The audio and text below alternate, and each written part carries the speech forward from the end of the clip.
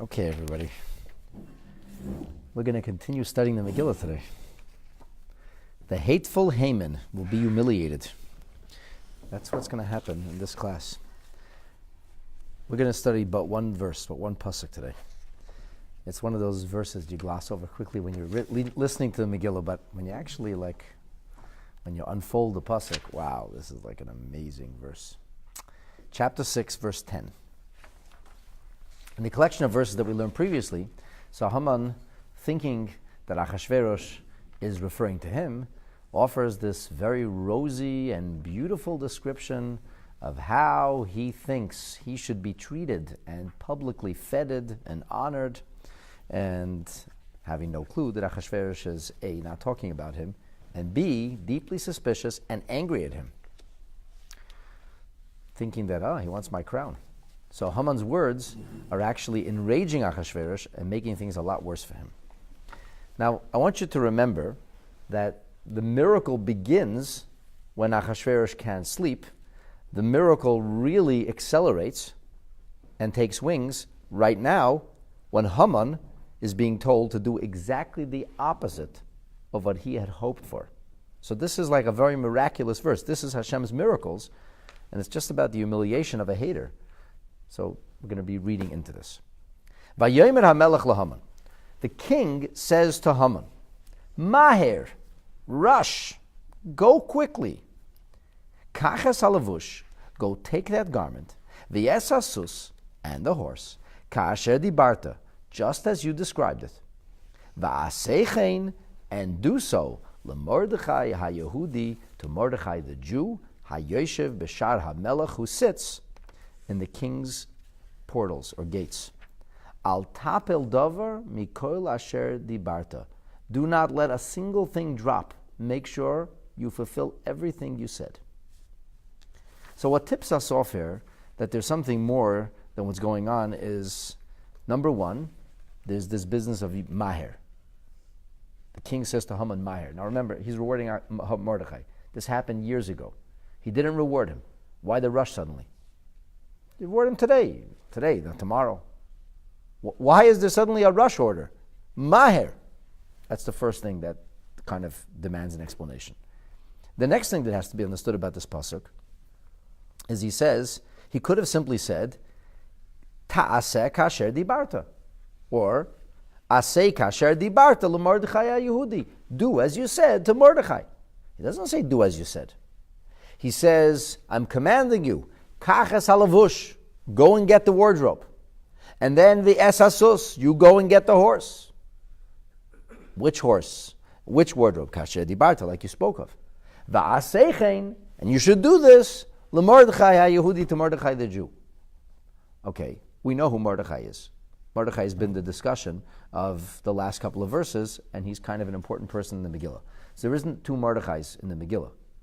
So why does he have to now emphasize Mordechai HaYehudi? Previously we said Mordechai HaYehudi, he refused to bow his head, he refused to show any kind of submission. Mordechai is not being discussed now in the first person. Achashverosh is talking about him, and he's talking about the man who saved his life, not the man who had the courage and mettle to stick to his faith and his principles. Why do we call Mordechai HaYehudi? And why is there an emphasis on Mordechai HaYehudi, HaYoshev B'shar HaMelech? It's like HaYehudi, HaYoshev B'shar HaMelech. 4 descriptions for the person that we already know. This is scripture. We don't waste words.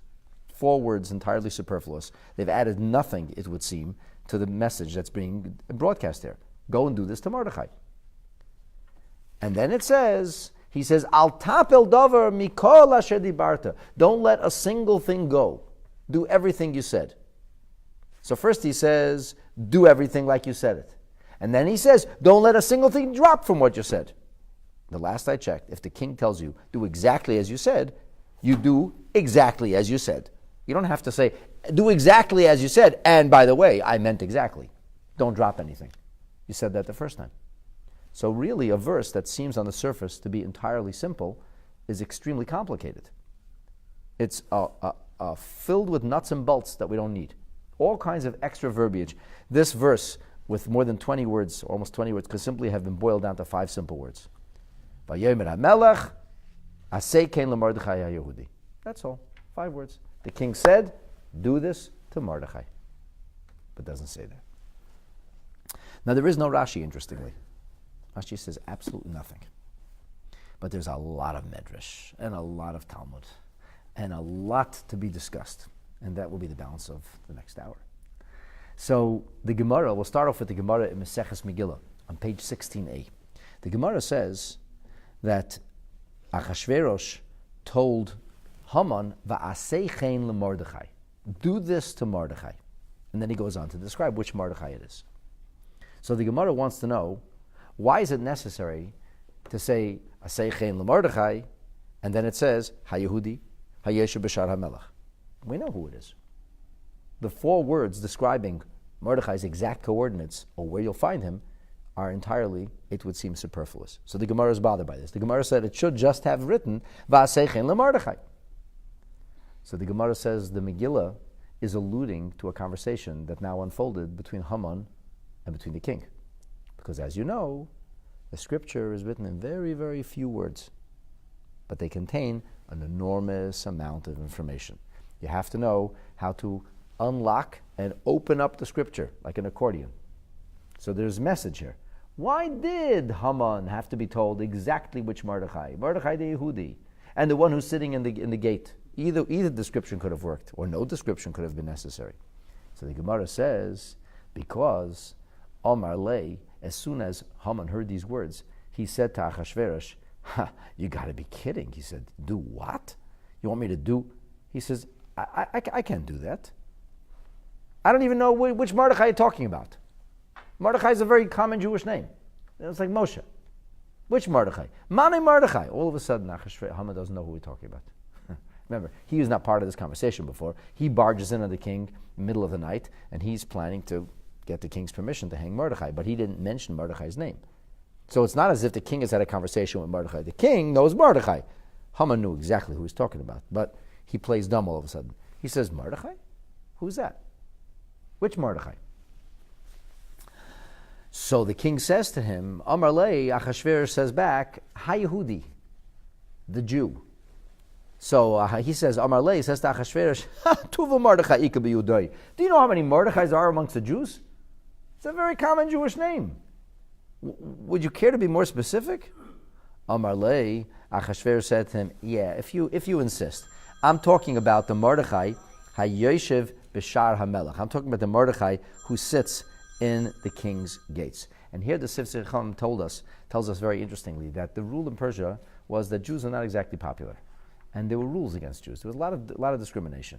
And one of the things was that a Jew was not allowed onto the palace area. No Jews allowed. I don't know if they had a sign that said no dogs, no Jews, no blacks. I don't know, but there was persecution. No Jews allowed, unless they had special permission. So therefore, Achashverosh felt very comfortable that as soon as he says Mordechai, the Jew who sits in Shar HaMelech, Haman knows exactly who he's talking about because A, there is no other Mordechai, the Jew, sitting in the king's gates. But in fact, there's no other Jew sitting in the king's gates. So he said, Mordechai, the Jew who sits in the king's gates. There is no other Jew sitting in the king's gates. No other Jew had permission. And that's the meaning of HaYehudi HaYeshev B'shar HaMelech.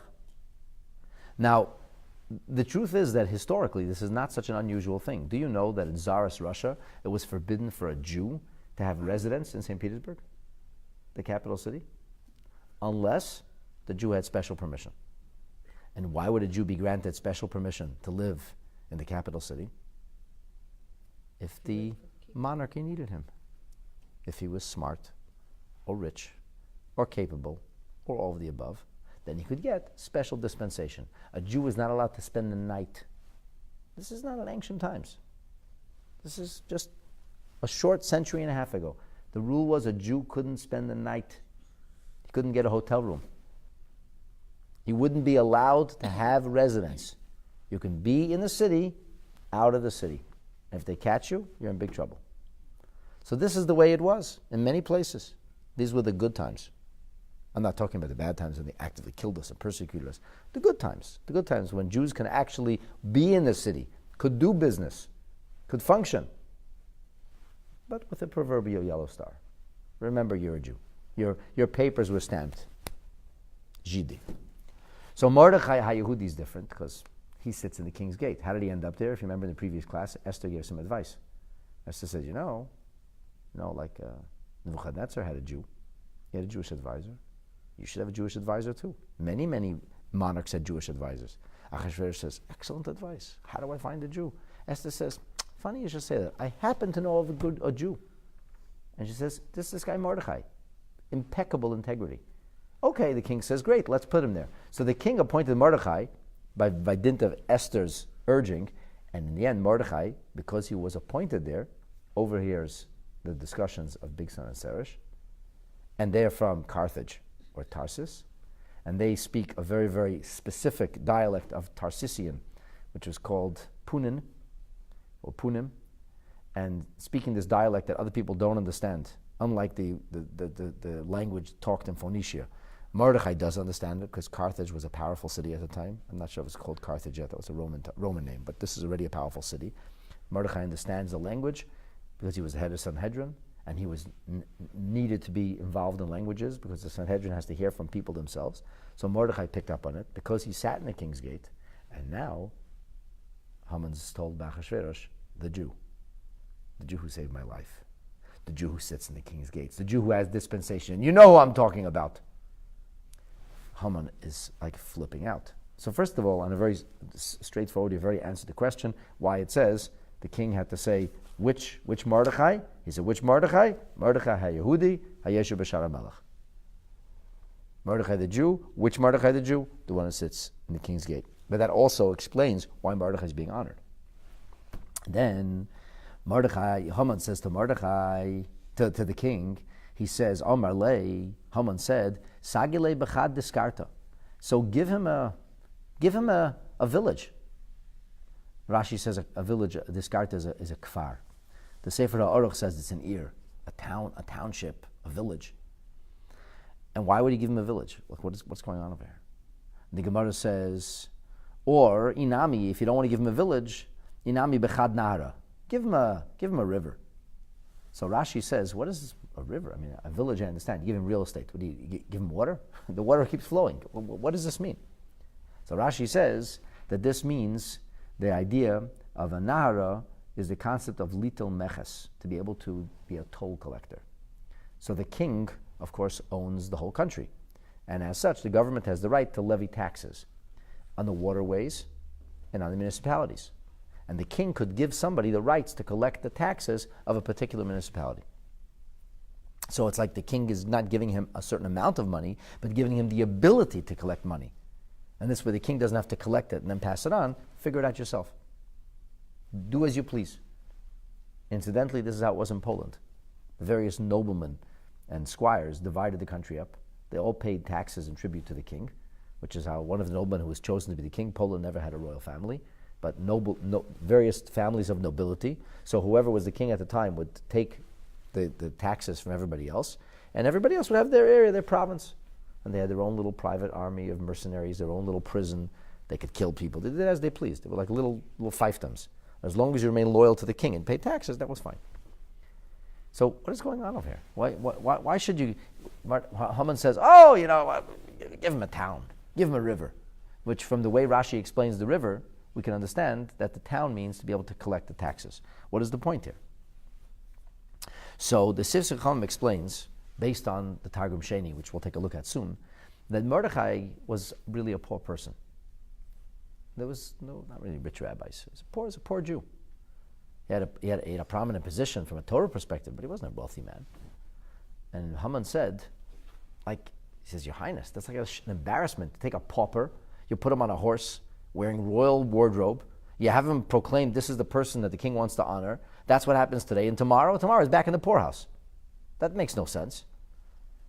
Why don't you make sure that he's wealthy and take care of him? And Haman hoped, fine, let Mordechai have some money. Anyway, I'm going to kill him in a few months, and I'll take everything, it'll be mine. But in the meantime, I don't have to go around parading him on a horse. So Haman's looking for a way out, and he's appealing to the king with rhyme and reason as to why this is a bad idea. In other words, this is a great idea if it was me. But Mordechai, you got to be kidding. Give him something like that. So the king says, interesting. That's a very interesting idea. He said, you said it would be enough for him to collect some taxes or some tolls. Amar lei, so Achashverosh said, great idea. So hanami havle, give him that too. Besides everything else you spoke about, let's decide. Give him a municipality, let him become the tax collector. Give him a waterways, he can levy a toll upon it. And besides all of this, still do what you originally said. And that, says the Gemara, is the meaning of al tapel davar mikol asher dibarta. Just because we're doing more now doesn't mean you should subtract from what you said. Haman's intention was, at least I shouldn't have to do this in a public way. But Achashverosh said, no.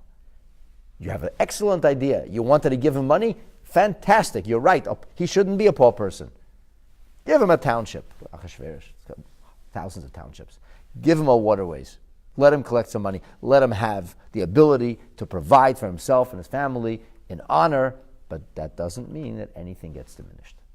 So that's how the Gemara explains the conversation, and this answers a number of questions. It explains to us, number one, why it has to be Va'asechen leMordechai haYehudi haYoshev v'Shar HaMelech. It also explains to us why we have this repetition, al tapil davar mikol asher dibarta, because Haman had suggested that something else get done, and Achashverosh said, fine, do that too, but that doesn't mean you subtract. Let nothing fall by the wayside. Everything that you said, you must now do. What we didn't explain is the business of haste, the mahir. What's up with the haste?